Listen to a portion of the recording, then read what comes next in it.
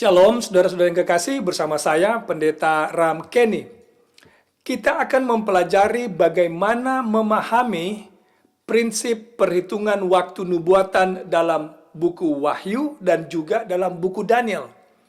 Oleh sebab ada banyak orang masih bingung apakah perhitungan waktu nubuatan yang terdapat dalam kitab Daniel, khususnya dalam Daniel pasal 7, pasal 8, kemudian Wahyu pasal 11, 12, 13, apakah bersifat literal ataukah bersifat simbol?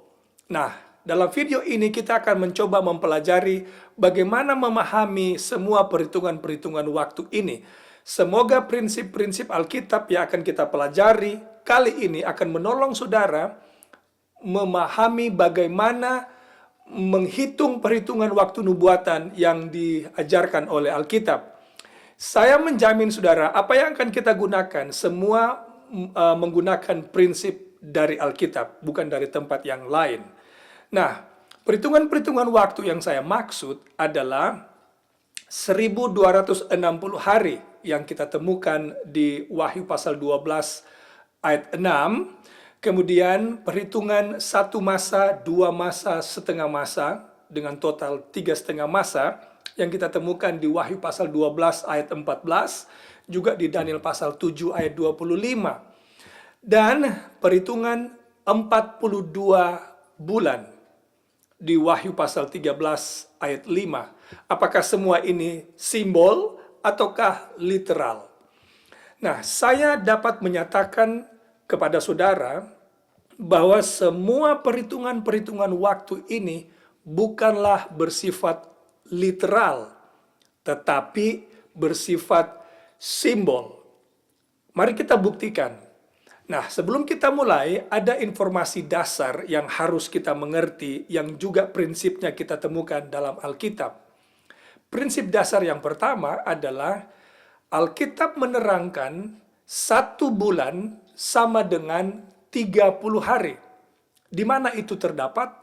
Nah, mari kita pergi ke Kejadian pasal 7 ayat 11 dan 12. Kemudian kita akan bandingkan dengan Kejadian pasal 8 ayat 3 dan 4. Kita baca terlebih dahulu ayat ini.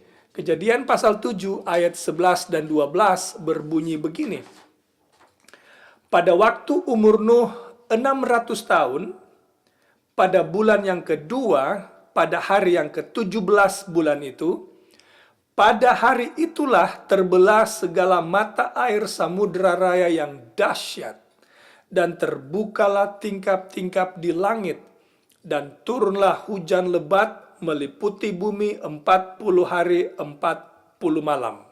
Berdasarkan ayat ini, air mulai turun katanya, pada hari ke-17 bulan kedua ketika Nuh berumur 600 tahun. Itulah informasi ketika air bah datang. Lalu sekarang mari kita baca Kejadian pasal 8 ayat 3 dan 4 yang berbunyi begini. Dan makin surutlah air itu dari muka bumi. Demikianlah berkurang air itu sesudah 150 hari dalam bulan yang ke-7. Pada hari yang ke-17 bulan itu terkandaslah bahtera itu pada pegunungan Ararat. Jadi sekarang mari kita lihat angka-angka dalam 2 ayat ini.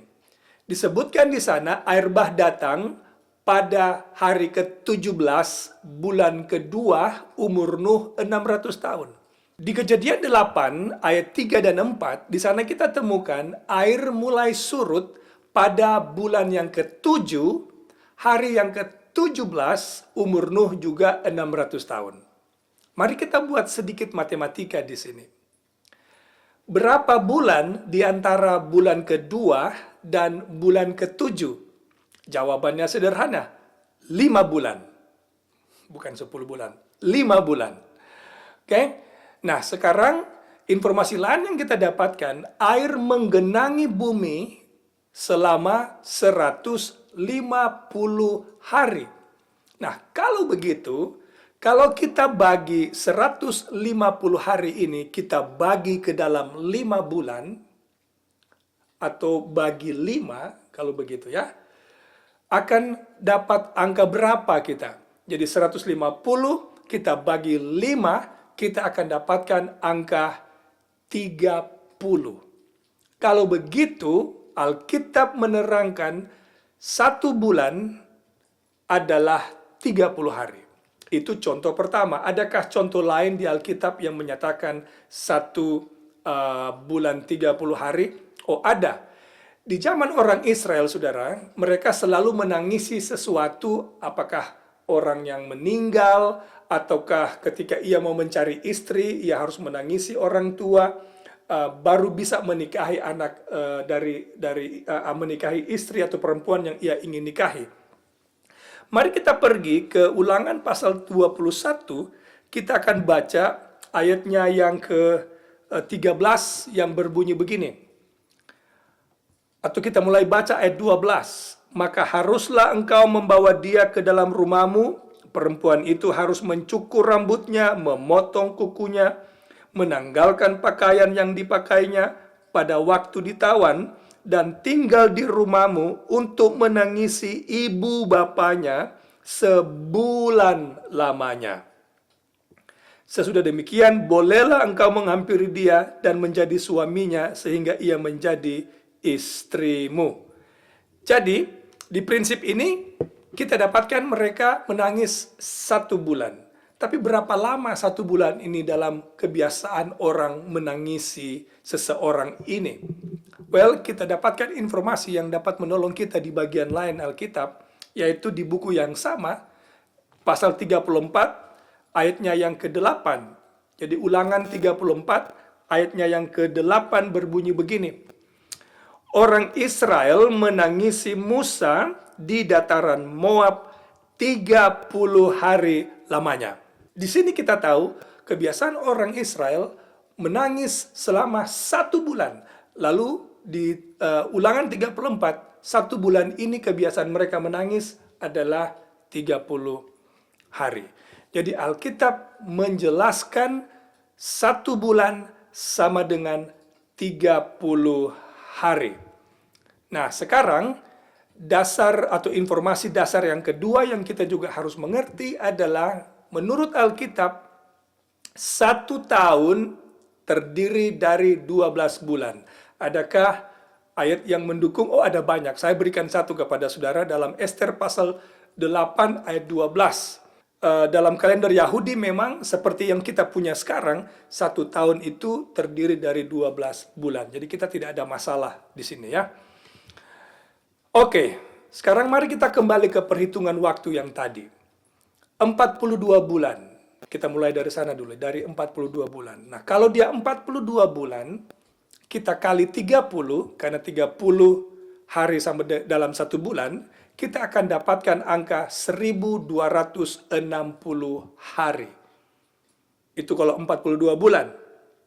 Kita mengambil perhitungan 30 hari dalam 1 bulan. Akan dapat 1260 hari. Nah, bagaimana dengan perhitungan 1 masa, 2 masa, dan setengah masa? Dengan total 3,5 masa. Saudara yang kekasih, perhitungan waktu atau 1 masa sama dengan 1 tahun. Dari mana kita tahu? Di buku Daniel itu sendiri, kita akan dapatkan cerita Nebukadnezar direndahkan selama 7 masa. Saudara bisa baca itu di Daniel pasal 4 ayat 16, 23, dan ayatnya yang ke-32. Nah, 7 masa di sini kita tahu, dan semua pelajar Alkitab dari denominasi manapun tahu, 7 masa adalah 7 tahun. Karena Nebukadnezar memang direndahkan oleh Tuhan selama 7 tahun. Kalau begitu, 3,5 masa dalam Daniel pasal 7 ayat 25, atau juga dalam Daniel pasal Wahyu 12 ayat 14, itu berarti 3,5 masa. Kalau 3,5 masa berarti 3,5 tahun. Nah, sekarang pertanyaan, 3,5 tahun itu berapa hari menurut Alkitab? Kalau kita buat perhitungannya, 30 hari 1 bulan, kita kali 12, kita akan dapatkan 360 hari, itu 1 tahun. Kalau begitu, kalau kita buat jadi 2 tahun, maka berarti 720 tahun. Bagaimana kalau cuma setengah tahun, 6 bulan?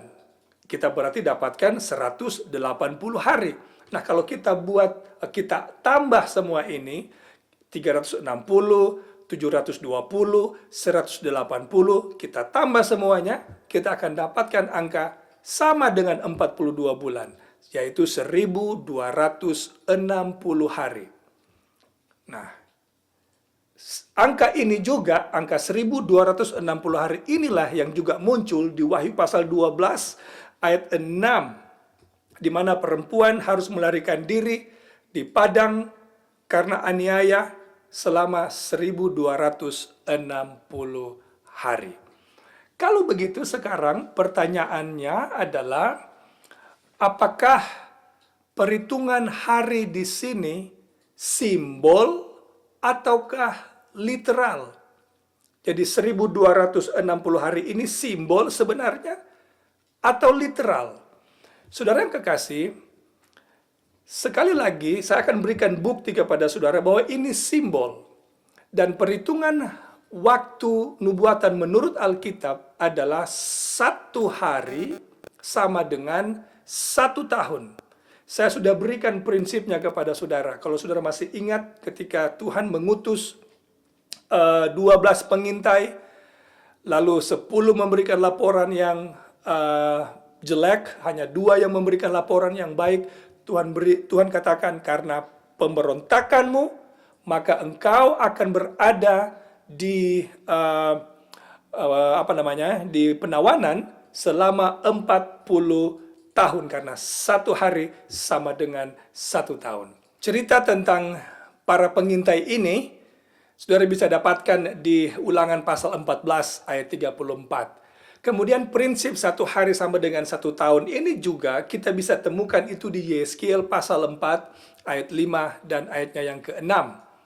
Nah, sekarang saya akan memberikan bukti-bukti Alkitab kepada saudara bahwa perhitungan-perhitungan waktu ini yang kita pelajari adalah bersifat simbol dan bukan bersifat literal. Mari kita mulai dengan bukti yang pertama. 3 perhitungan waktu ini, 3,5 masa, 42 bulan, 1260 hari ini, bahkan juga kalau kita bisa tambahkan di Daniel pasal 8 dan Daniel pasal 9, ada nubuatan 70 minggu. Nah, semua perhitungan-perhitungan waktu ini, saudara, memiliki nuans simbol, bukan literal. Saya berikan contoh kepada saudara. Di Daniel pasal 7, semua yang ada di sana bersifat simbol. Singa memiliki sayap, burung Raja Wali adalah simbol. Kemudian beruang dengan 3 tulang rusuk di mulutnya juga adalah simbol, bukan binatang literal. Macan tutul dengan kepala 4, lalu dengan sayap burung juga adalah simbol, bukan literal. Lalu kemudian binatang yang mengerikan, kemudian yang bergigi dari besi lalu menghancurkan, seperti gambaran binatang yang disebut dengan naga. Ini juga adalah simbol dan bukanlah literal. Jadi karena semua hal-hal yang ada di sini bersifat simbol, maka perhitungan waktu yang ada di sana sudah pasti juga bersifat simbol. Karena kalau kita terapkan literal, kita akan memiliki masalah. Dan masalah itu akan saya tunjukkan kepada saudara sebentar. Nah, Alkitab bila menyatakan waktu secara literal, dia akan menyatakannya secara literal. Saya beri contoh di Lukas pasal 4 ayat 25 dan Yakobus pasal 5 ayat 17. 2 ayat ini berbicara tentang Elia tidak menurunkan, berdoa supaya tidak turun hujan selama 3 tahun 6 bulan, tuh 3,5 tahun. Itu waktu yang literal. Saudara baca ya di Lukas 4 ayat 25, kemudian Yakobus 5 ayat 17. Di buku Kisah Para Rasul juga, pasal 18, ayat 11, Alkitab menjelaskan berapa lama Paulus tinggal di satu tempat, yaitu 1 tahun 6 bulan. Paulus tinggal di sana. Kemudian dalam Kejadian pasal 15 ayat 13 sampai 15, ini adalah perhitungan waktu literal ketika Tuhan berkata 400 tahun kamu akan berada di Mesir. Lalu dalam Kejadian pasal 6 ayat 3, ini juga adalah perhitungan waktu literal, yaitu Nuh berkhotbah 120 tahun. Jadi saudara lihat, Alkitab bila ingin menyatakan waktu yang literal, ia akan menyatakannya sebagai literal. Karena tidak ada di sekitar pasal itu di mana perhitungan waktu ini muncul yang bersifat simbol. Segala sesuatu adalah literal. Nah, kalau begitu, ini adalah bukti perhitungan-perhitungan yang ada di kitab Daniel dan Wahyu sesungguhnya bersifat simbol dan bukan literal. Saya juga kasih contoh yang lain kepada saudara. Katakanlah saya ingin pergi berkunjung ke keluarga saya, katakanlah di Indonesia. Lalu saya katakan kepada istri di sini, Mami, saya akan pergi ke Indonesia, lalu berkunjung di sana selama 1 masa, 2 masa, dan setengah masa, lalu saya akan kembali. Apakah harus demikian? Tentu tidak. Pasti istri bilang, apa yang kamu bicarakan? Lebih baik langsung bilang, 3,5 tahun. Saya akan pergi 3,5 tahun, baru saya akan kembali. Tidak perlu dengan menggunakan 1 masa, 2 masa, setengah masa. Jadi ungkapan ini secara sendiri sudah memiliki nuans kesan simbolik, bukan literal. Bukti yang kedua sekarang adalah semua perhitungan-perhitungan waktu ini, pasal di mana mereka terdapat, yaitu Wahyu pasal 13, Wahyu pasal 12, Daniel pasal 7, bila saudara lihat semua yang ada dalam pasal ini bersifat simbol. Contohnya dalam Daniel 7, saya sudah bilang tadi, 4 binatang adalah simbol. Tanduk kecil juga adalah simbol. Lalu di Wahyu pasal 12, naga. Kemudian ada perempuan yang berselubungkan matahari, juga adalah simbol. Naga yang siap menerkam bayi yang akan lahir, juga adalah simbol. Bumi yang menolong perempuan. Kemudian waktu di sana perempuan harus lari ke padang gurun 1260 hari. Semua ini dalam konteks simbol. Kalau begitu, perhitungan-perhitungan waktu ini juga seharusnya kita tempatkan sebagai simbol dan bukan literal. Lalu contohnya juga dalam Wahyu pasal 13, kalau saudara lihat di sana, ayat 1 sampai ayat 8, semuanya di sana adalah simbol. Kalau begitu, 3,5 tahun dalam Daniel 7, dalam Wahyu 12, lalu 1260 hari di Wahyu pasal 12 ayat 6, dan 42 bulan di Wahyu pasal 13 ayat 5, ini perhitungan waktu yang bersifat simbol. Sekarang bukti yang ketiga. Sekali lagi, mari saya bawa saudara ke Daniel pasal 7 sebagai contoh. Di Daniel pasal 7 kita dapatkan urutan kerajaan yang saling bergantian menguasai dunia tanpa ada gap. Babel memerintah 605 sampai 538 BC. Kemudian diganti oleh Medo Persia yang mengalahkan Babel tahun 539 BC. Berkuasa ia sampai tahun 331 BC. Kemudian diganti lagi oleh Yunani yang berkuasa mulai dari tahun 331 BC sampai 168 BC.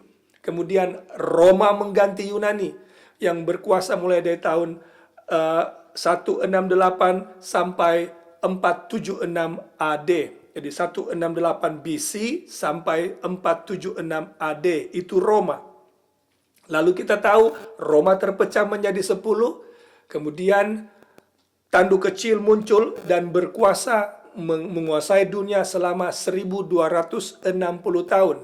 Yang kita tahu dalam sejarah mulai dari tahun 538 AD sampai 1798. Saudara lihat di sini tidak ada gap antara kekuasaan yang satu dengan yang berikut.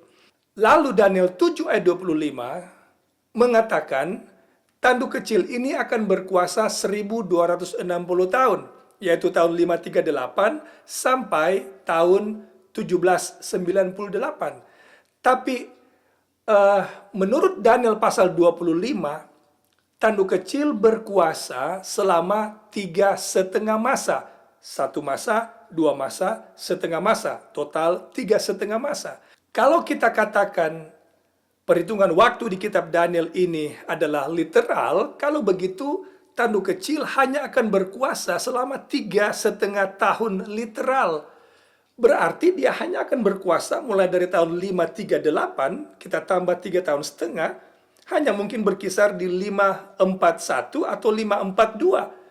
Tapi kenyataannya tanduk kecil berkuasa selama 1260 tahun. Mulai dari tahun 538 AD ketika Ostrogoth dikalahkan, sampai kepausan itu kekuasaannya dicabut tahun 1798. Menggenapi secara tepat tanpa ada kesalahan sedikit pun di sana yang terjadi kepada Roman kepausan. Nah, dari sini kita tahu perhitungan waktu dalam Daniel pasal 7, Wahyu pasal 12, Wahyu pasal 13 bukanlah literal tetapi simbolik. Semoga pembahasan ini bermanfaat bagi saudara untuk memahami bagaimana menghitung perhitungan waktu nubuatan dalam kitab Daniel dan dalam kitab Wahyu. Tuhan memberkati. Amin.